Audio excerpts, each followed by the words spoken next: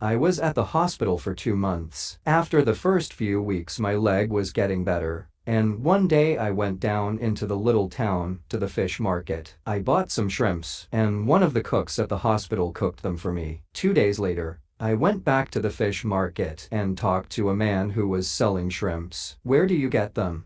I asked him. He immediately started talking fast in a language that I couldn't understand, but he took me somewhere past all the boats and the beach. There he took a net and put it in the water. When he took it out again, it was full of shrimps. Every day for the next few weeks, I went with Mr. Kai, that was his name, and watched him while he worked. He showed me how to catch shrimps with the net, and it was so easy that an idiot was able to do it, which I did. Then one day I got back to the hospital, and a Colonel Gooch said, "Gump, we're going back to America together. You're going to see the President of the United States, and he's going to give you a medal because you were very brave." There were about 2,000 people waiting for us at San Francisco airport when we got off the plane. What a surprise. A lot of them had beards and long hair. I thought perhaps they were there to welcome us, but I was wrong. They were shouting unpleasant things, and then somebody threw a tomato at Colonel Gooch, and it hit him in the face. He tried to clean it off and not look angry, but I didn't want to wait for them to start throwing things at me. No sir. I started running.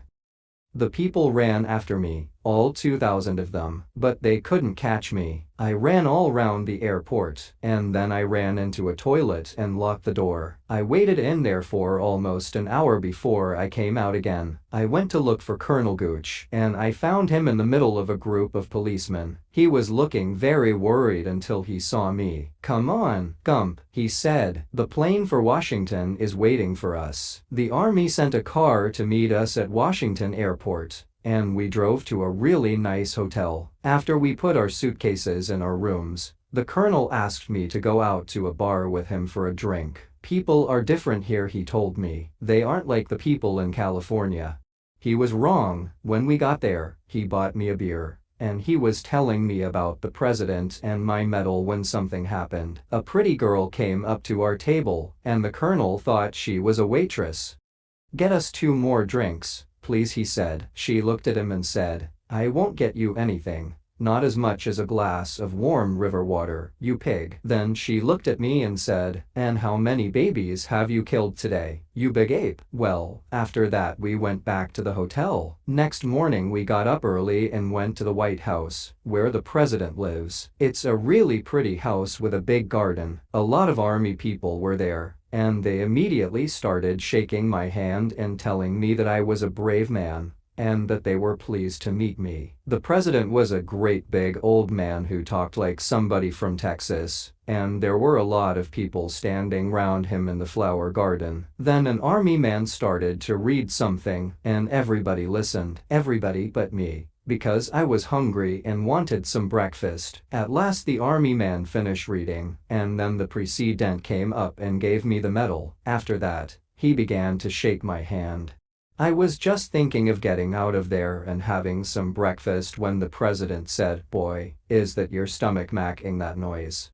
So I said, "Yes," and the president said, "Well, come on, boy, let's go and get something to eat." And I followed him into the house, and a waiter got us some breakfast.